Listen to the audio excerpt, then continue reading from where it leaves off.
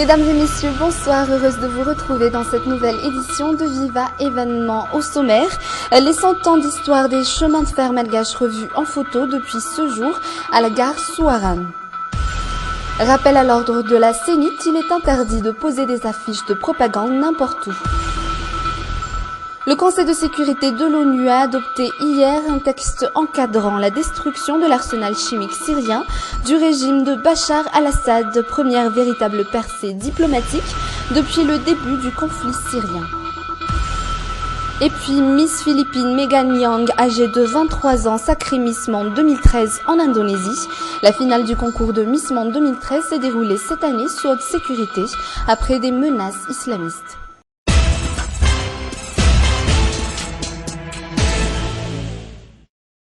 Pour entamer ce journal en cette fin de semaine, le déroulement des vendredis magnifiques à Mamasne, qui n'est pas encore sorti faire un break en fin de semaine et qui d'entre nous n'a pas encore goûté aux fameuses grillades de poulet ou encore aux brochettes de viande à Mamasne. Mais savons-nous comment les vendeurs se préparent pour ces soirées? Les réponses dans ce reportage de Zola Mialso sur les images d'Nzara Ranjiansu. Mamasne, un endroit qui ne laisse pas indifférents les amateurs du vendredi magnifique. Sylvie vend des grillades. À 15h, elle commence à étaler sa marchandise ici à Mamasne. Nous sommes ici à partir de 9h du matin. On se partage les tâches. Les uns s'occupent des farces, les autres du découpage des légumes. Tout cela doit se faire avant 14h. À 15h, on commence à ouvrir. Sylvie ne termine que vers 23h du soir, surtout les vendredis. Des brochettes, du poulet grillé ou bien de la soupe, elle en tire un bénéfice de 100%. Bruno est l'une des personnes qui aide Sylvie et les autres vendeurs à atteindre ces chiffres.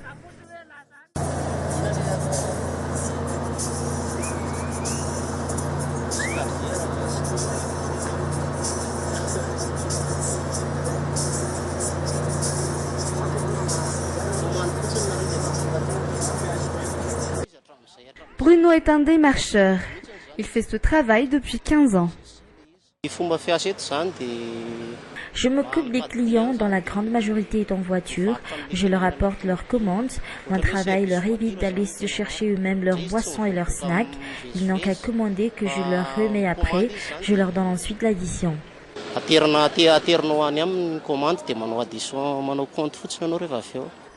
C'est un travail comme les autres où il y a des limites à ne pas franchir. Bruno possède même une carte. Sur 100 véhicules, un des clients habitués à Bruno, Edouard. Ça nous évite de faire le va-et-vient parce que si nous allons passer nous-mêmes notre commande, les bouteilles seront consignées. Mais si on se fie à ces services voitures, on n'aura qu'à commander, après on paye. Très pratique pour les clients qui veulent échapper à leur quotidien et à leur rythme. Voyager en train, un souvenir pour certains et un souhait pour d'autres. Après les étapes par lesquelles le transport ferroviaire est passé, le voyage en train n'est plus à la portée de tous. Anna Muriel et Yves Janel. Aujourd'hui, âgé de 35 ans, ce père de famille n'a pas encore eu l'occasion de partir en voyage en train. J'ai 53 ans maintenant et aussi incroyable que cela puisse l'être, je n'ai jamais mis les pieds dans un wagon. Je souhaite pourtant qu'un jour mon rêve de voyager en train se réaliserait. Je ne perds pas espoir, même s'il n'existe plus de ligne reliant la capitale à Tuamasen.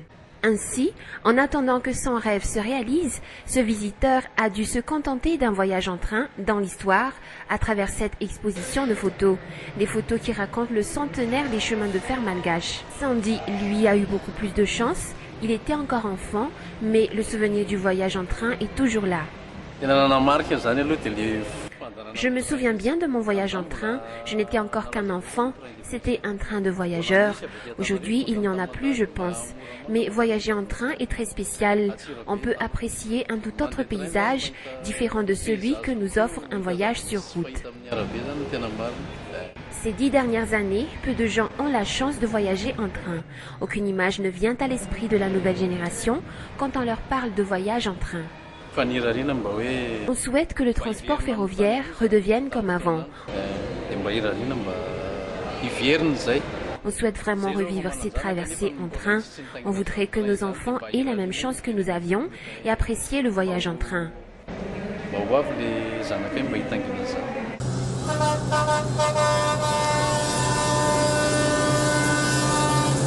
Aujourd'hui, le transport ferroviaire est surtout consacré au transport de marchandises. Depuis la privatisation des chemins de fer malgaches, les infrastructures liées à ce secteur se sont considérablement dégradées. Le chantier est énorme pour la relance du transport ferroviaire.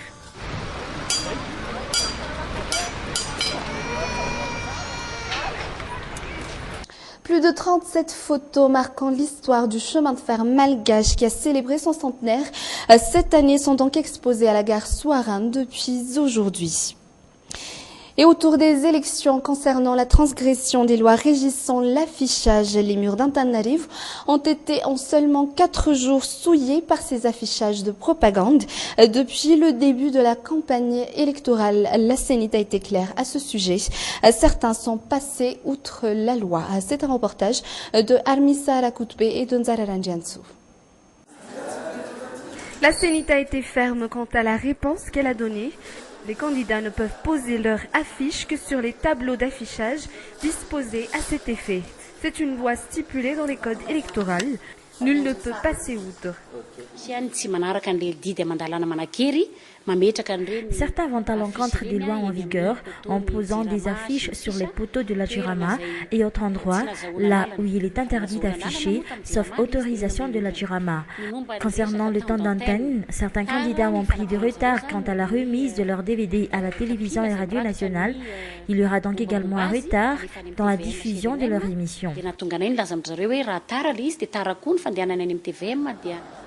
Quant à l'utilisation des lieux de manifestation populaire de la capitale, le tirage au sort afin de définir le tour des candidats dans leur utilisation se fera ce lundi. La CENIT a formulé une demande adressée à la commune urbaine d'Antananarivo de rendre le stade municipal de Mamasna accessible à cet effet. Le Coliseum et le stade Maki ne suffiront pas pour la campagne électorale.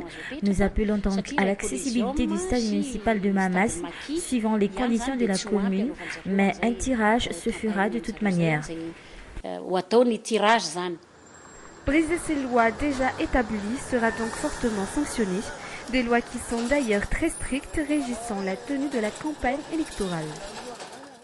Et la CENIT s'est également réunie avec les techniciens de la sécurité, une réunion durant laquelle les deux côtés se sont mis d'accord sur la manière de coopérer en cette période électorale.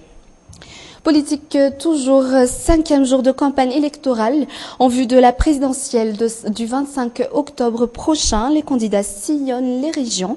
Depuis jeudi, le candidat Rapetsaruna Sylvain est à Tuamas, Brickaville et Muramanga, tandis que Camille Vital est dans la région de Vadvavi-Fitvnani, tout comme le candidat Piero Radzonarville qui rend visite à la population de Farafangan et de Vangainjanu. Quant à l'une des dames candidates à la présidentielle, Sarah Georges Rabearsou du Parti Vert. Elle est actuellement dans la partie ouest de la Grande Île. Et après quelques jours de pause dans la capitale, le candidat du Ervovowan Madreskiara et Jadson Armapian était hier à Tuléar. Une marée humaine pour accueillir Erradson Armapian. C'était hier dans la Cité du Soleil. Il s'agit de la première rencontre entre les Tuléarois et ce candidat du Ervovoni Madreskar. Sa première descente dans les provinces depuis le début de la campagne électorale. Concernant la sécurité, j'ai entendu votre appel à l'aide. J'ai même un projet à cet effet, classé secret défense auquel personne d'autre n'a encore pensé.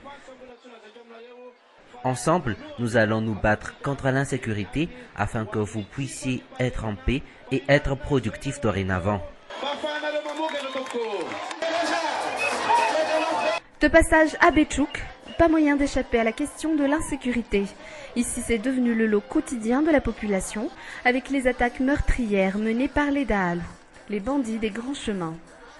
Lors de son passage, Erradson Armapian a déclaré que la lutte contre l'insécurité dans le Sud sera l'une de ses priorités. La lutte contre les attaques meurtrières des Daal est l'une des priorités dans cette région. Quelle stratégie adopter pour lutter contre les malas? N'est-ce la puissance et la force? Mesdames et messieurs, c'est le Irvavo. Était aussi abordé par ce candidat à la présidentielle la réhabilitation des routes nationales et l'éducation. Comme à Tuléar, l'ambiance était très animée lors de ce meeting. Et revenons sur le pays à la page culturelle à présent. Le breakdance, une danse se basant sur du hip-hop, c'est ce qui a dominé lors du festival Danseo qui s'est tenu aujourd'hui à l'Alliance française d'Indavamambe. Un show sous forme de battle durant lequel 17 groupes ont participé. Le gagnant participera au festival de l'Ouest qui se fera à La Réunion. C'est un reportage signé Santa Jaramanari sur les images de Yves Janel. Le street dance. Alicia, 16 ans, une passionnée de breakdance, une danse que l'on pourrait classer parmi les street dance. Alicia maîtrise toutes les figures en seulement 1 an dans cette discipline. Mon petit frère pratique ce genre de danse. J'assiste souvent à ses répétitions. J'ai trouvé des jeunes filles de mon âge faisant du breakdance. J'ai pensé que les filles pourraient très bien faire du breakdance. Je me suis dit pourquoi pas. Tous les membres d'un groupe se retrouvent pour répéter et créer de nouvelles figures ensemble. Ce groupe se nomme Mafianar, un groupe issu de Fianarantsoa. Ils sont venus spécialement de Fianarantsoa pour se produire sur cette scène. Si nous sommes ici à ce grand bal, c'est pour montrer enfin au grand jour toutes ces chorés que nous avons répétées depuis toujours.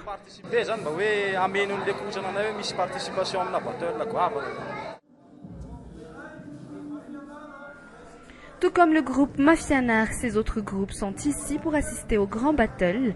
En attendant, chacun se met aux échauffements.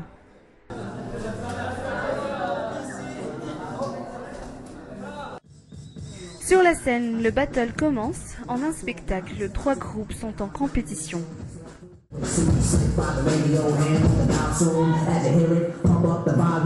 Une compétition initiée par l'Alliance française et le Battle de l'Ouest. Entrant dans le cadre du festival Ichoch, les membres du jury sont tous des professionnels dans ce domaine.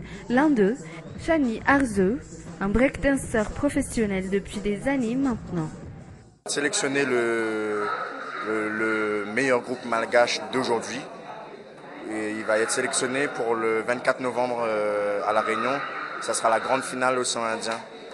La 7e édition cette fois-ci. 7e édition de la grande finale Océan Indien du Battle de l'Ouest. En tout, 17 groupes ont participé à cette compétition. À part le street dance, la scène a également fait place à d'autres sortes de danses.